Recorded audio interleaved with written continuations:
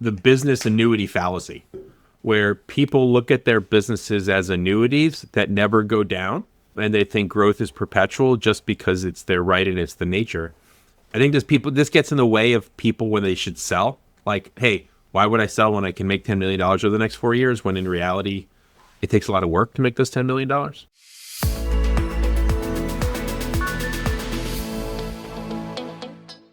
Hello, and welcome to another episode of the Flywheel Effect, where we're sponsored by Vital. Vital is your source for wonderful, excellent, spectacular advice. And Matt, this is one of the worst ones I've done.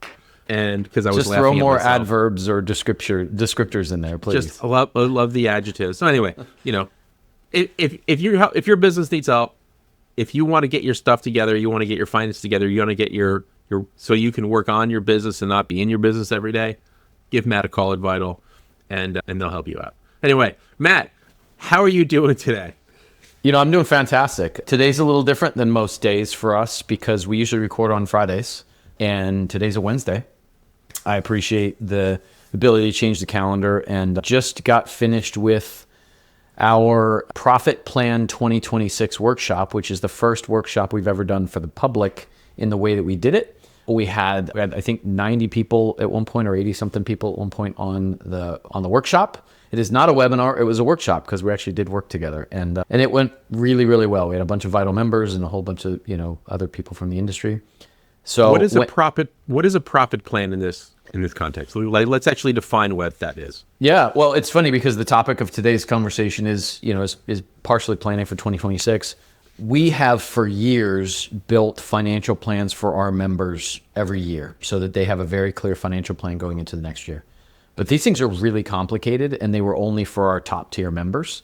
And what we realized is that through a whole bunch of number crunching and time and energy, we simplified this so that we had what we call an 80-20 tool that was fantastic for 80% of the custom integrators out there. Of course, there's 20% outliers that needed some deeper help, from us. So we built this tool. It's actually a web-based tool that we introduced and taught people how to use. And they left that 90-minute workshop with a financial plan for 2026, which included how many people they should have on staff, what their revenue should be, what their targets are for profit, what their gross margin targets are, how much they should be spending on operating expenses, how much they should be spending on people, all of that stuff in an online tool where they really only needed to fill out like 5 things. All right, this sounds great. And we don't normally pitch Vital stuff on here. I think we're trying to keep it pretty non-commercial. But this podcast is probably going to be launched right after the new year, being recorded right before the new year. I know a lot of you guys that are listening haven't done much planning. If you want to go through this process with Matt, give him a call, mention the podcast, and I'm sure he'll help you out. Yeah. So actually, the best way would be to email me, matt@growwithvital.com, and then you can just buy the recording, and that will include 5 additional bonuses that'll help you plan the year out, along with access to the tool. So it's it's $200. It's the best $200 you'll be able to spend. So you wouldn't benefit from the live, being on it with us live, but the recording will be really good. I'm throwing this out there, Matt. If they mention the podcast, they get $50 off. If they mention the podcast, it'll be $250, basically. Okay, it'll be an added $50. All right, cool. Yeah. Cool. Okay, cool. It's the best $200 they've ever spent. If somebody feels like they need $50 off of $200, they might struggle through the planning process. No shade, but yeah. So I hear some people just want to do it. No. Anyway, all right. So yeah, as we said, this is kind of like our little bit of planning episode. I think we're going to do a couple things here. I know planning, everyone talks about it. I know that when I talk to integrators, everyone talks about what they're going to do, but then I kind of get into the details and it doesn't really happen. I think there's some failure to kind of look back at what the prior year was and whatever. But so in this, I kind of set a couple quick frames. First, let's look back on 2025 and what you've seen from the integrators you've spoken to. I know you mentioned a couple of really interesting points just before this started. Yeah, so 2025, a few things have shown up for us. One is that it feels like I shouldn't say it feels like, most of our members, most of the people that we work with have returned to pre-COVID norms in a lot of ways. Some of them not. But there was this COVID bump that happened, and I'll talk everybody through it who might not have lived it. But I want to say right around mid 2020, maybe even earlier, when it was fairly clear.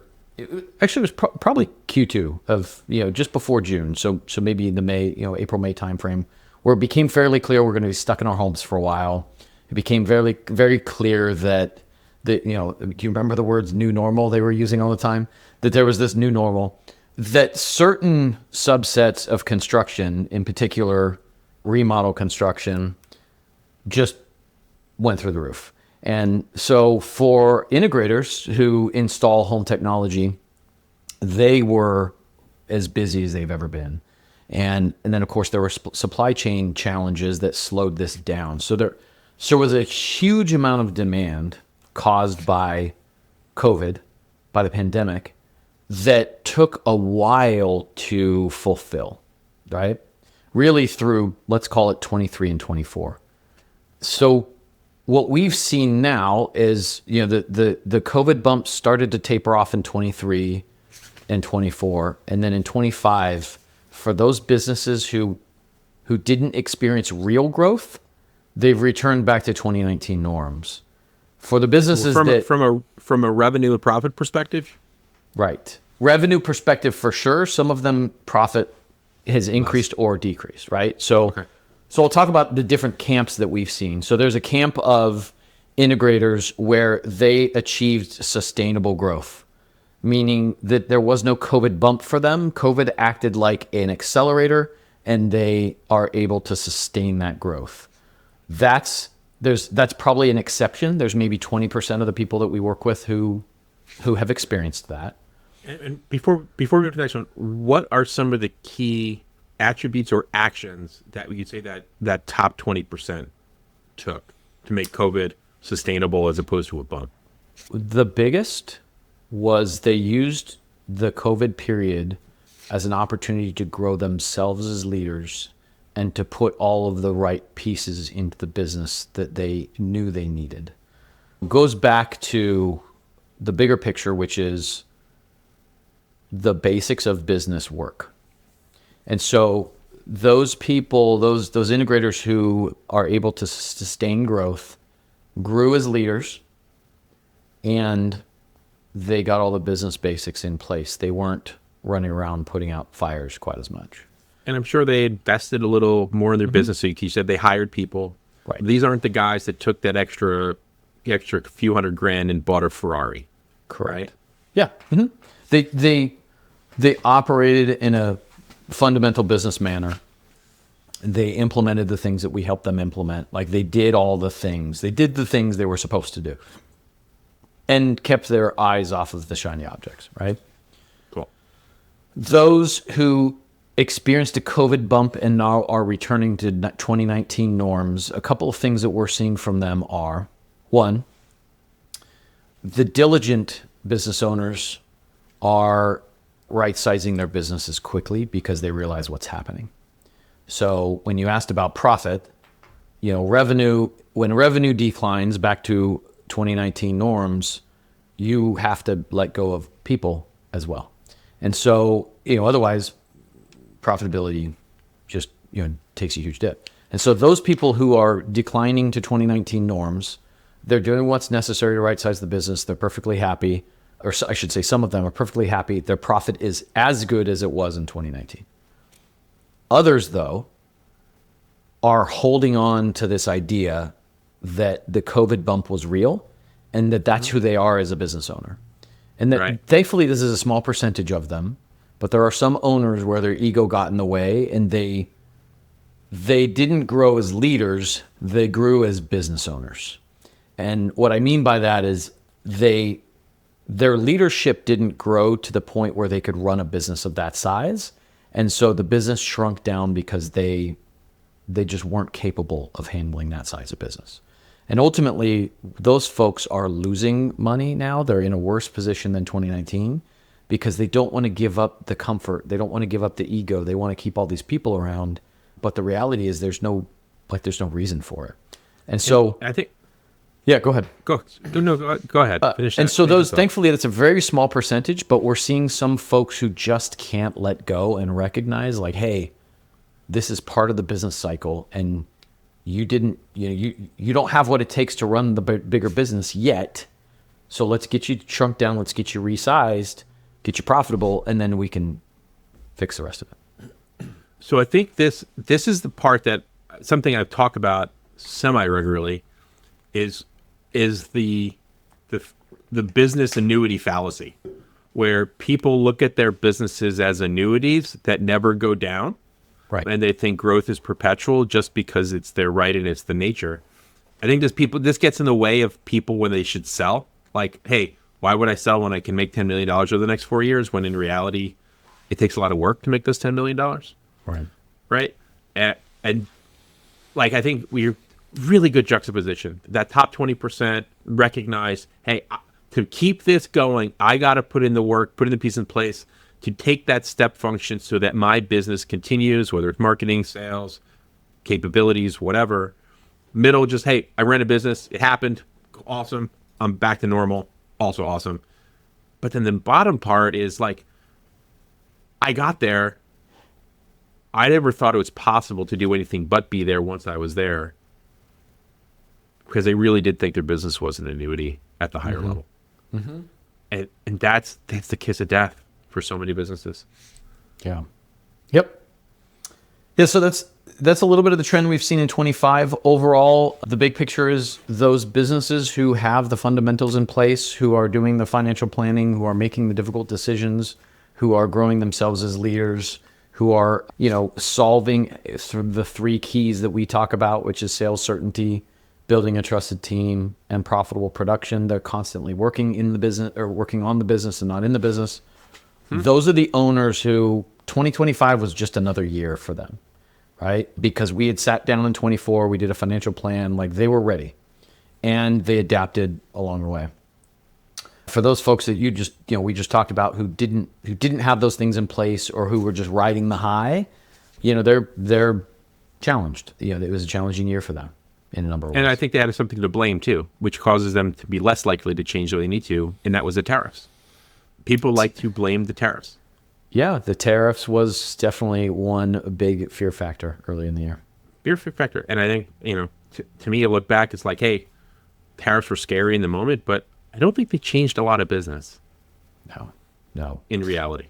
I can tell you what they did for all of us. Burned a hell of a lot of cycles, right? Yep. I mean, like, think about, it almost feels like it was a whole nother decade when we had that conversation with Nick from Origin earlier this year. Like, that feels like ages ago, because right. I mean, they were deep in it. You could see the stress in his eyes, and all the manufacturers, like, there was so much wasted energy in this country because of the tariffs. It's got to be monstrous. Trillions of dollars. Trillions of dollars, and a lot of inflation because prices went up and they're not coming down. Nope. They never do. But that's it. That's ultimately all that happened. And I think, like, hey, it's going to be what it's going to be. You just got to run your business the right way. You'll make money. Yeah. So let's take this time to shift, though. We kind of really interesting 2025. And I think what you described is COVID bump, return to normal 2019. Some people made it. Other people didn't. But a lot of that, as you said, is about how do you set yourself up for success? Mm-hmm. So this is going to be out there first week of January. Many people haven't planned properly, but let's just talk about what are some of the key things when you're thinking about planning for your year, quarter, however you want to look at it, that can make a difference without that like overwhelming, super detailed process that some people can do, but most people can't. Yeah. I think at a minimum, we need a vision. And a vision can turn into a plan. A vision can turn into a dream. Those are often synonymous with each other. But then those things turn into goals when we put, time frames and numbers and stuff to them. So if we start at the highest level, what I believe is really table stakes for anybody who's an entrepreneur is a 3-year vision that is constantly 3 years out. And that, like, for me is that's my wallpaper on my computer. And honestly, I just started doing that this year, doing the wallpaper thing. I used to just write down, it was just kind of like written somewhere. But choose, and this sounds a little bit woo-woo, but like put it out into the universe what you want your business and life to look like in 3 years. Pictures, words, whatever. Okay. And then break that down into what do I need to do this year, so 2026, to get me closer to the vision that I set out for 2029, right? Now, do you look at that vision, with any kind of clarity, as, should this be truly aspirational, like, hey, if I knock it out of the park, that's what it's going to be, like set your goals high? Or for this exercise, do you want to set it as something more achievable and realistic that is something that you can work for incrementally?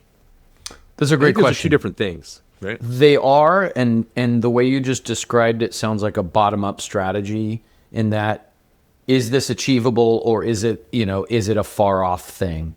That's still bottom-up. That's still taking what we have today and working our way up.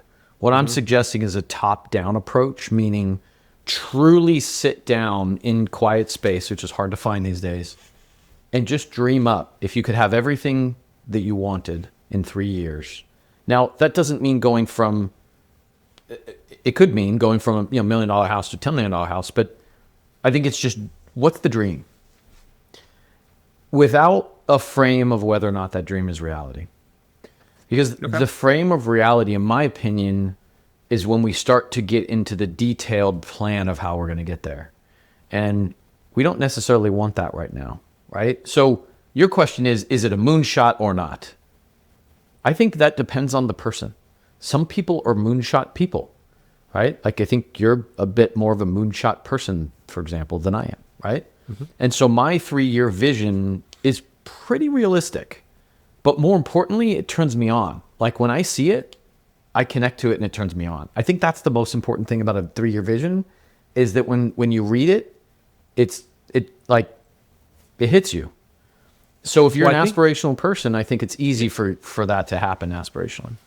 I think that's great. And I think you use two words here that are different, is dream and vision, right? Mm-hmm. Like, and that kind of like, what can it be, kind of full on thought exercise feels like a dream. And I'm going to differentiate, and you tell me whether my differentiation is the way you're thinking.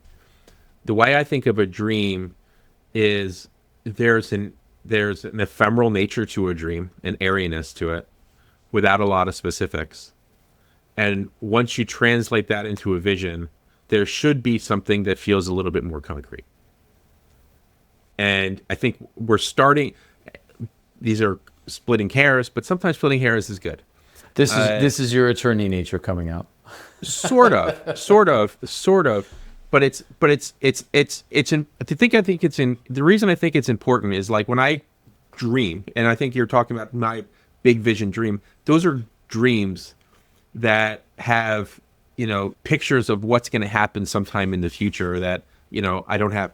But then I kind of like, hey, within the context of this, where do I want to be, like, in 3 years? And I can have that thought process, and it has a vision, and then I can work back and figure out the steps that I need to do to get there. But I think it starts with the dream, and then I think it's kind of that next level breakdown that gets you to basically when you end up, what do I have to do today? But they're different. There is a difference to me. I mean, maybe what I'm hearing is that you feel like a dream is the starting point. Then you clarify that into a vision, and then you further clarify that into goals, and you further clarify. And I can buy into that. Here's the prompt I use, and the prompt that I would suggest everybody use, or at least start out with for this exercise, which is, if I had everything my way. That's the prompt. So if I had everything my way, okay. If I had everything my way, 2029 would look like this, right?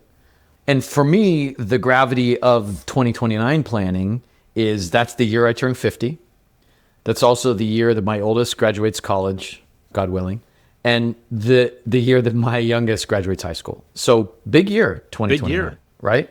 And so that's why it just so happens for me that, I took the next step in creating, this vision board on my computer versus just, written down. But that's the prompt I used, and that's the prompt that I suggest everybody use. If I had it my way, 2029 would look like this. That's really great. And I think to me, that's even better if you don't do it as a thought exercise, but you actually do it with a piece of paper. Yes. Right? I think that can make a huge impact. Okay, cool. 2029, and it's funny, like, you have older children. I'm a couple years older than you, but I have a lot younger children than you. And like, I think of my vision and dream, I'll say this is what it is has nothing to do, I turned 50 in 2026. I also have a dream and vision about when my kids graduate high school. And I want to be in a position where I can go get my PhD in philosophy at age 65. Ooh. Like that. That's am I gonna be put myself in a position through the next 15 years so that financially, logistically, everything, I send my kids off to college. I'm gonna be applying for my PhD program while they're applying to college. I don't have to worry about anything else, and I can go do it where I want to go. I love that. And then so that's a dream and a vision from a future goal. Yeah. That's cool. So, I love that. So, but bring it back down. Yeah. So 3-year vision. If I had it my way, this is what it looks like. This is what my life and work look like in 3 years.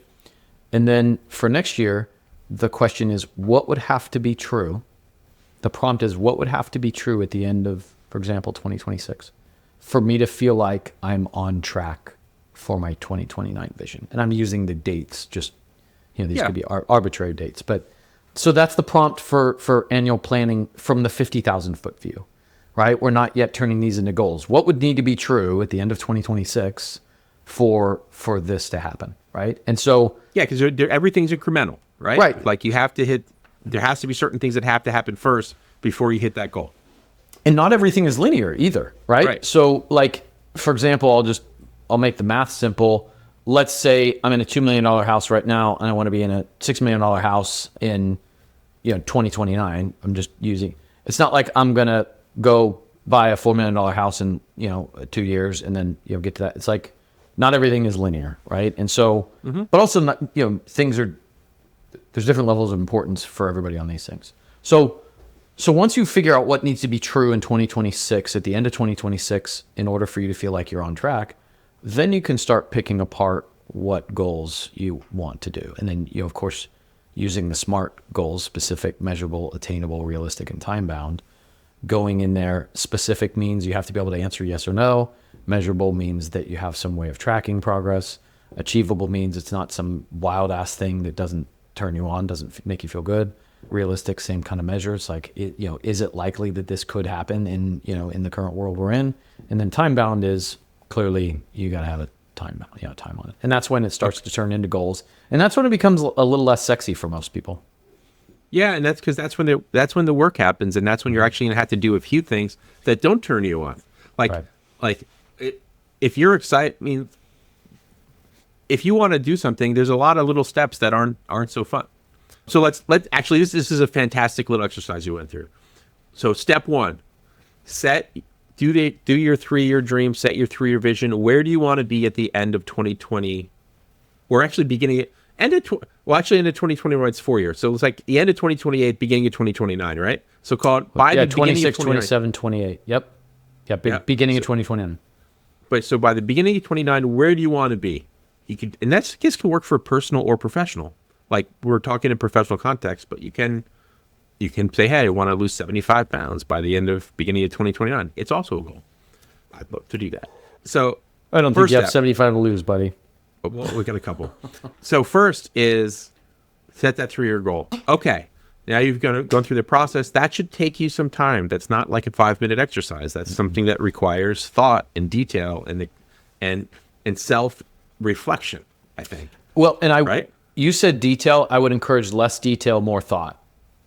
Okay, good. That's a really good point. Less detail, more thought. Naturally, we go to detail. Naturally, we say, like, for example, one of my pieces of the vision board is to go to Japan with my girls for 2 weeks that summer. of 29. Okay. I could get stuck wrapped in all the details about how I'm going to make that happen, right? But the reality is, like, that stuff doesn't matter in my 3-year vision. It matters in my 1-year stuff a little more. But in my 3-year vision, I don't need to know how much the plane ticket is in 3 years. I don't need to know. There's a lot that I don't need to know 3 years from now. So I think this is a difference of perspective, Matt. Having, to me, a detail that I'd like to spend 2 years in Japan in 3 years, to 2 me months, seems like or a 2 detail. weeks. Yeah. 2 weeks. See, is a detail in some ways, right? Like, it's not like I want to go travel. It's a specific thing. Specific in detail, you're right. I think specific is important. Specific endpoint, detail on how we're going to get there, no. So specific endpoint, Correct. yes. Okay. Detail on how we're going to get there, no. I think we're really critical clarification. Yeah. Okay, so you're setting a 3-year goal. Where do you want to be with some specificity? Yeah. Take some time.